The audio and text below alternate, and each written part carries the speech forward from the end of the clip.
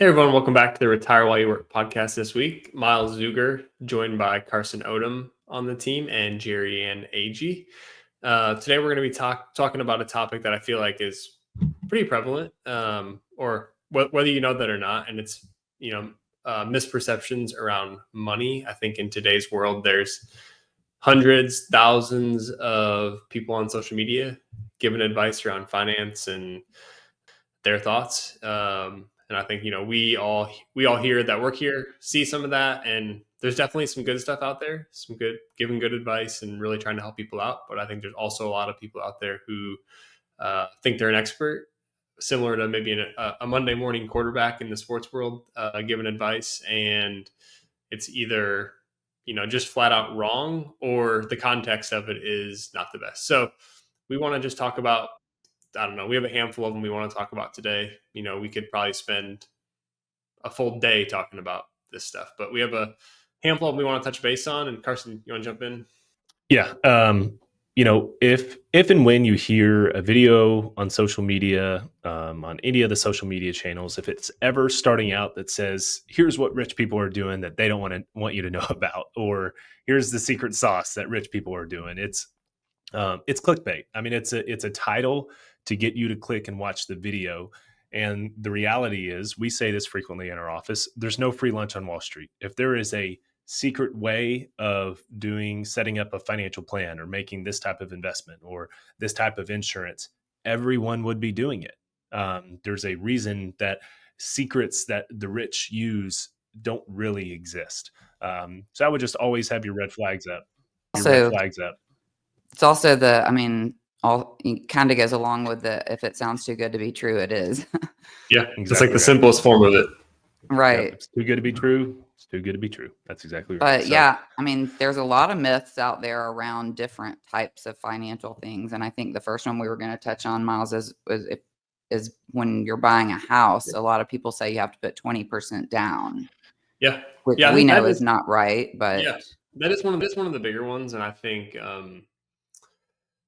when I'm working with somebody and they're buying a house, the biggest thing, what I've heard is the house you're buying is not tied to the amount of the house. It's tied to the amount of the mortgage payment and what you can afford each month. And obviously that's changed pretty dramatically over the last handful of years. 2020, 2021, when rates were, call it 3% on mortgages, you could afford a lot more expensive of a house. And now rates are at, 6.5%, 7%, somewhere in that range. And it makes the amount of house that you can afford much less because those monthly payments are higher. So when it comes to the 20% thing, you don't necessarily have to put 20% down. It's maybe a good rule of thumb that's out there. But the biggest thing is, with what you're putting down and the amount of the house, what does that make your payment on a month-to-month basis? And can you afford that? And are you not stretching on that payment? I think is the biggest thing. Also, I think where the 20% potentially came from, people started saying that, is because of the PMI, the private mortgage insurance, that you do have to pay each month if you put less than 20% down. So ideally, if you put 20% down, it's going to cut that out. I know that even today with some different types of mortgages, new home buyers can put as little as 3.5% down, I think. Is that right? Do y'all know? Yeah. That's right. So FHA loan. So it's the real difference is FHA versus a conventional loan. Mm-hmm. FHA loans, typically they have lower down payment requirements. That's at 3.5%. They have a more forgiving credit score requirement, but then because of that, and they don't loan as much money typically, but because of that, you have private PMI, private mortgage insurance, attached to that FHA loan for the entire life of the loan. While as a conventional loan, you could get more, you might get a little bit better rate.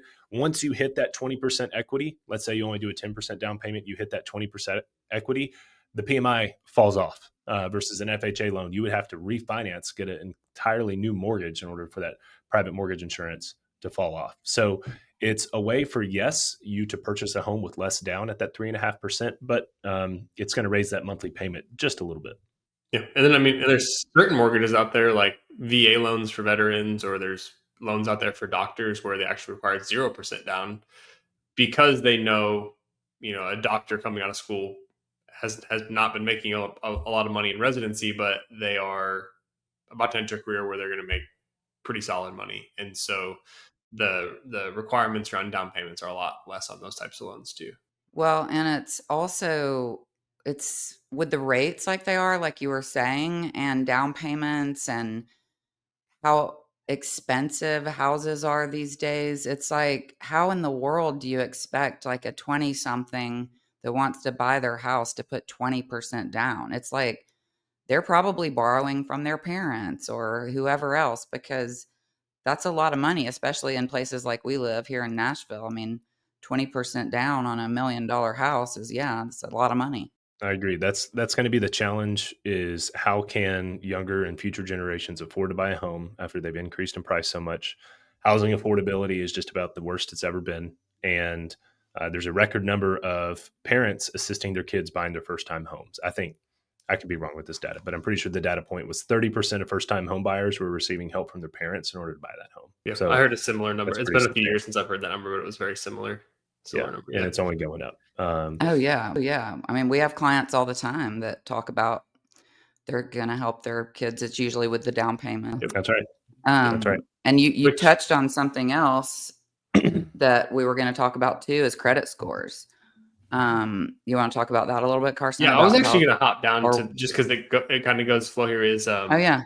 renting is throwing away money. Everyone should buy ASAP. Oh, wow. I think sometimes people, because maybe your friends are buying houses or your parents are telling you you're wasting money renting, that you naturally just start to think like this is throwing away money. And I think for it's all about the season of life you're in, and I don't think renting is necessarily throwing away money because it allows you to be very flexible. And with rates up, I know in 2020, a few years ago, it was cheaper to buy a home than rent because of where rates were at. Now I believe it's more expensive to rent than buy a home because of where rates are at. So it's just where you're at in life. And even we have some clients who previously owned a house and they're maybe taking a job in a new city. And my number one piece of advice is don't rush into buying a house in a new city because you probably don't know the neighborhoods that well unless you've been there before. So even if you're somebody who's owned a home before and you're moving to a new city, taking a new job, I always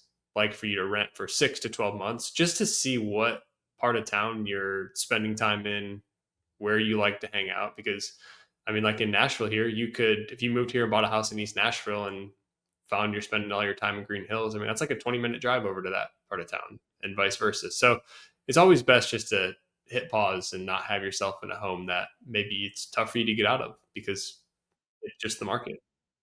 Talk from experience. Homes are very, very expensive. Owning a home is so expensive, not just buying it. The maintenance, everything about it is so expensive. So just you've got to remember that if you're like, I can buy a house and I can afford this much, mortgage. Well, you got to build in there for home improvements and stuff because it's going to happen. Especially if it's an older home. Yeah, if it's an got older to home, assume right? there's going to be things that go wrong, and you've got to be ready to pay for those additional expenses. So, like you said, Myles, it's okay to rent. Don't feel bad about renting. Don't feel like you're behind because other people are buying homes. It's an okay decision to rent for the time being. And that's what I tell my kids because, yeah. I mean, my kids want to buy. They want to buy. Well, for one, I'm like, where are you going to get the money? But for two, I'm like, it's okay to rent right now. You are fine. Like you don't have all these other burdens that come along with owning right now. Mm-hmm. Yep. And then kind of continue on that, like you talked about earlier, the third myth we were going to talk about is related to credit. So still kind of in the same category, but in the myth being, if you don't have a perfect credit score, you can't get good loans or good credit cards. And I think it's very infrequent for people to have perfect credit. You might occasionally see somebody on social media or a friend talk about having, an 840 credit score, something just outrageous. But the reality is that's not most people. I think the average credit score in the US is around a 700. And if you're above that, great. If you're below that, you can do a lot of things to make steps in the right direction to repair that credit. And just because you don't have a 840 credit score doesn't mean you can't get a credit card or you can't qualify for a home or the car that you're purchasing. And I would say recommend, if you find yourself with a lower credit score than what you want, take steps in order to get that back on the right track. Make sure you never miss credit card payments, you never miss mortgage or rent payments, utility payments, and just don't keep a massive balance on, keep your credit utilization low. There's some great steps. And if you don't know what your credit is, find out. You can do a credit pull. At least I think, I don't know if this is still right. One free, right? You can, and all Yeah. the three major credit bureaus, I mean, you can make a free account and they'll just tell you Yeah. straight up, Yep. and you can Yes. basically log in and see what your credit score is And all the time. what are those And again? Experian, Transamerica, something like yeah. that. I think it is TransUnion. Yeah. TransUnion and TransUnion. Equifax. Yep. Yep, that's And right. Yeah, that's right. So make an account. They're all free. If they ask you to pay money, you do not have to pay money. Make an account. It's free. You can see your credit score. And then a lot of times, a lot of credit card companies will show you your credit score on your monthly statement, or you can log in and there's like a credit tab and they can show you what your credit score is. So there's a lot of free ways in order to view your credit score these days, as well as some good steps you can take in order to improve it. If you're looking to eventually, get a mortgage, and you want to make sure you get qualified for a better rate eventually down the road. Yep. And I think if you're somebody who, this isn't a podcast about credit cards, but I think credit cards are something that gets a bad rap because people can rack up debt on them. And then that is what ultimately can really affect your credit score.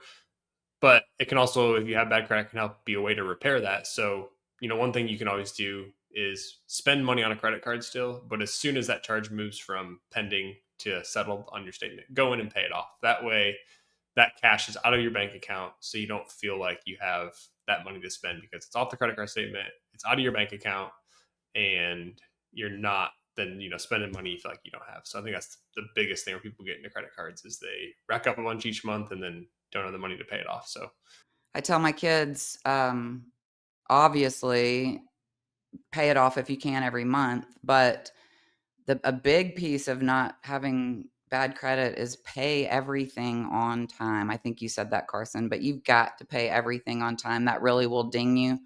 I was over at my daughter's house, not to throw her under the bus, but they had a bill, like a power bill or something. I'm like, for one, why are y'all not paying that auto? Like, why is your bill stuck on the fridge?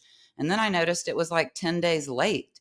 And I was like freaking out. And they're like, oh, it's fine. It's fine. No, don't do that. it's fine until you come home and the power's off. Power's off. Right. Exactly. I'm a big fan of auto pay around here. Yeah. Big fan of auto pay. All right, let's keep the train rolling here. We got the myth number 4, I think, that we're on. Myth number 4 is side hustles will make you financially free overnight. I feel like this is popular on social media where, someone bought a laundromat and all of a sudden they're retired and they have 20 grand a month of free cash flow, or Airbnbs, that sort of thing. Personally, I've never met anyone that has an Airbnb that hasn't said it takes a ton of work in order to cash flow like it's advertised to be. It's a lot of hard work. If there's ever I think side hustles are a great idea. If you're ever in a spot where you want to become more financially free, or you want to work harder to get some debt paid off, or get yourself just in a better spot, side hustles are awesome things to do. It's just a great character trait just to have the discipline to work harder and make a little extra money to get yourself in a better position. However, it takes a lot of hard work. And there's no secret sauce again with side hustles. Like, there's no secret side hustle that makes a ton of money.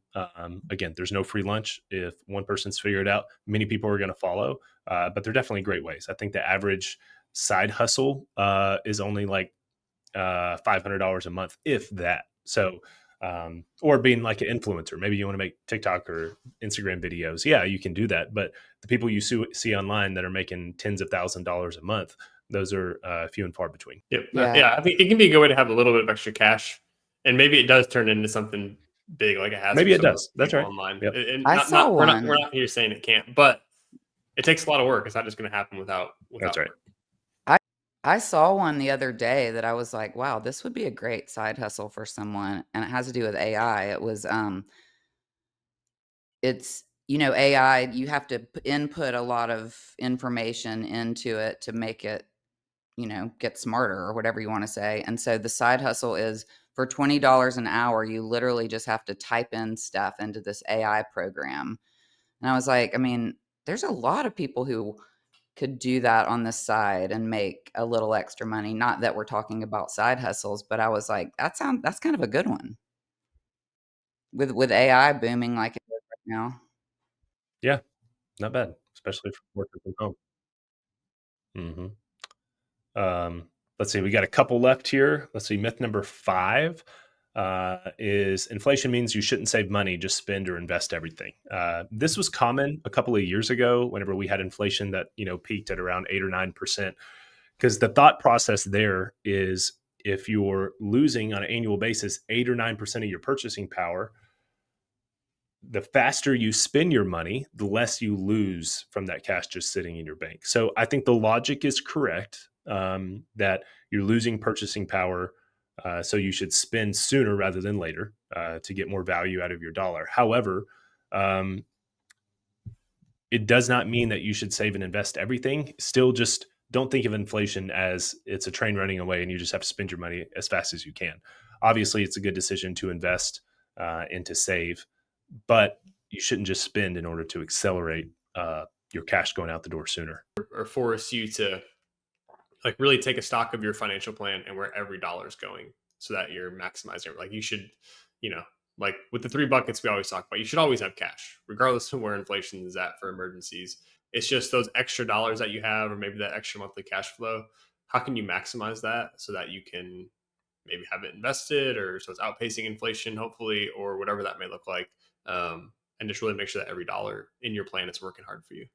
And especially right now with rates, like in money market rates right now, even if you've got your emergency savings of 3 to 6 months in the bank, you can also get it into a money market, paying 4% or so, and so that's making money for you too. That's right. That's right. Let's see. The last one that we've got is the stock market is risky and only for experts. That is certainly a myth. I think we would all agree that that's a myth. It's not only for experts these days, especially over the past, I feel like 15 years, the stock market has, and with the introduction of ETFs and index funds, it is very, very easy for someone to get started investing in the stock market and get a broadly diversified portfolio. For example, we've talked about ETFs and index funds, and you can get with, I don't know, as little as $500, probably even smaller than that. You can buy one share of an ETF and get diversification to thousands of companies. Like if you do like a Russell 1000 ETF or something like that, you can have exposure to the 1,000 largest companies that are publicly traded in the United States with just $500.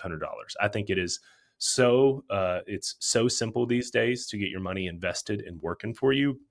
It is not at all only a risky investment and for the experts. And on that topic of being risky, does the stock market have risk? Yes, absolutely. We've seen in the financial crisis in 2007 through 2009, the S&P fell almost 50% from top to bottom. There's been so many years where the stock market has dropped 20%. But over time, what we have seen is that the stock market goes up and to the right.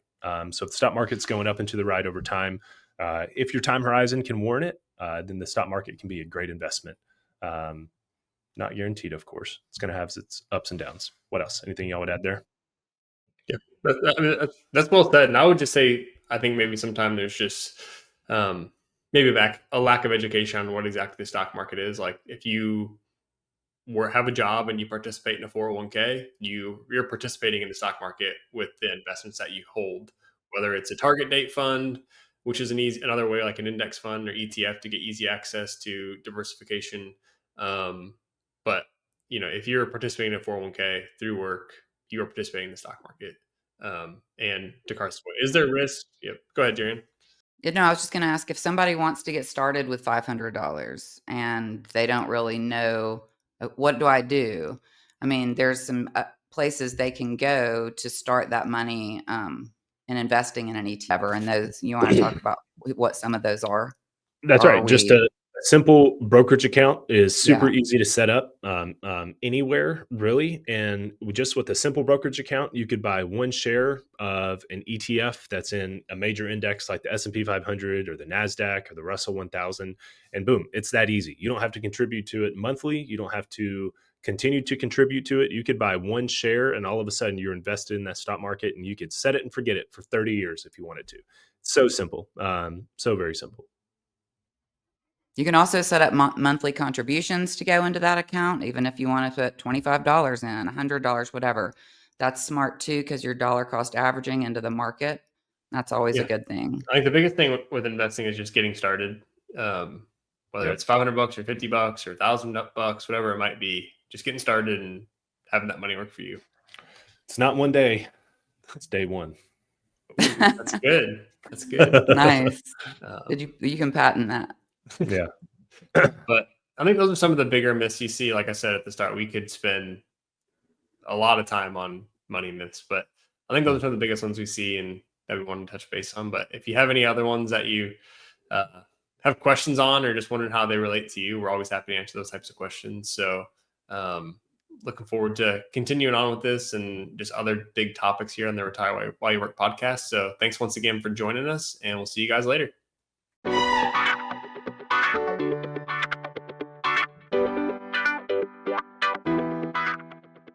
Any opinions are those of myself and not necessarily those of Raymond James. Expressions of opinion are as of this date and are subject to change without notice. The information contained in these podcasts do not purport to be a complete description of the securities market or developments referred to in this material. The information has been obtained from sources considered to be reliable, but we do not guarantee that the foregoing material is accurate or complete. Every investor situation is unique, and you should consider your investment goals, risk tolerance, and time horizon before making any investment. Prior to making an investment decision, please consult with your financial advisor about your individual situation.